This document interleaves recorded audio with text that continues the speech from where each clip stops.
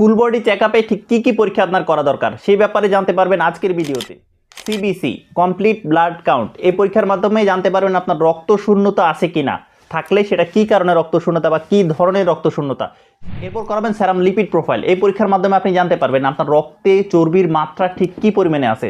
অনেকে হয়তো জানেন স্ট্রোক, হার্ট অ্যাটাক, উচ্চ রক্তচাপ এরকম নানা জটিল রোগের মূল কারণ কিন্তু রক্তে উচ্চমাত্রা চর্বি থাকা। এরপর করাবেন ইসিজি বা ইলেকট্রোকার্ডিওগ্রাফ। এই পরীক্ষার মাধ্যমে আপনি জানতে পারবেন আপনার হার্টের ওভারঅল কন্ডিশন সম্পর্কে।